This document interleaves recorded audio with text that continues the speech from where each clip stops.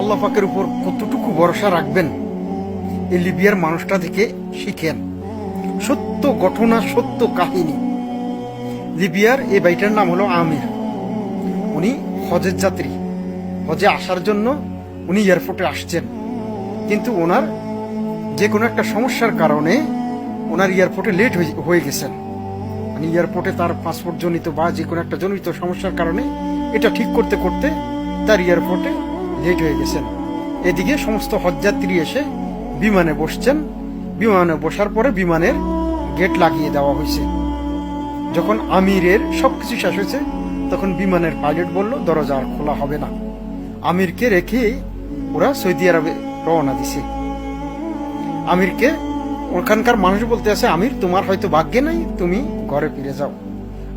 আমির একটা কথাই বলছে যে আমি হজে যাব, আমি হজে যাওয়ার নিয়ত করছি, আমার আল্লাহ আমাকে হজে নিবেন।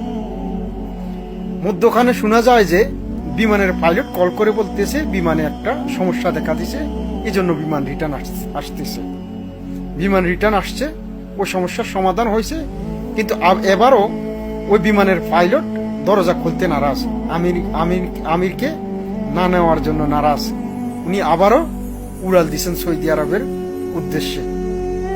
আবার ফোন আসছে যে বিমানে আবার আরেকটা সমস্যা দেখা দিছে, বিমান রিটার্ন আসতেছে। আমির ওখানে অপেক্ষা করতেছে। আবার বিমান রিটার্ন আসছে। আসার পরে যে সমস্যার সমাধান হয়েছে, এবারও কিন্তু বিমানের পাইলট বলতে আছে বিমানের দরজা খোলা হবে না, আমিরকে নেওয়া হবে না। আবার পাইলট আমিরকে রেখে সৌদি আরবের উদ্দেশ্যে রওনা দিছেন।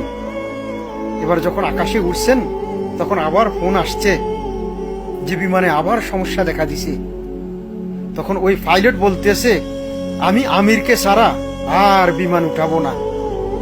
যখন আমিরকে বিমানে উঠাইছে তখন সুন্দর মতো সৌদি আরবে আসছে।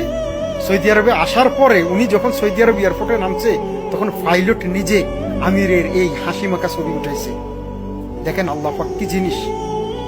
ভরসা রাখেন আল্লাহ পাকের উপর, নিয়ত রাখেন, কঠিন নিয়ত রাখেন যে আমার আল্লাহ আছেন, আমাকে হেল্প করবেন, আমার আল্লাহ আছেন, আমাকে সাহায্য করবেন, আমার আল্লাহ আছেন, আমার আল্লাহ এক এবং অদ্বিতীয়, আমার আল্লাহ আমার কথা শুনতেছেন, আমার আল্লাহ আছেন, আমার আল্লাহ আমাকে দেখতেছেন, আমার আল্লাহ আছেন, আমার আল্লাহ আমার দোয়াগুলো কবুল করতেছেন, আমার আল্লাহ আছেন, আমার আল্লাহ প্রতিনিয়ত আমাকে ভালো কাজের উদ্দেশ্যে ডাকতেছেন।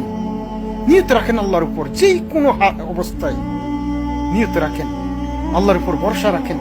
বিশ্বাস করেন যদি আপনি ভরসার মতো ভরসা আল্লাহর উপর করতে পারেন, কোনো বিপদ, কোনো কিছু আপনাকে আটকাতে পারবে না, কোনো কিছু আপনাকে আটকাতে পারবে না। এই যে হাসি মাখা ছবিটা দেখতেছেন, এটা আমিরের ছবি, লিবিয়া।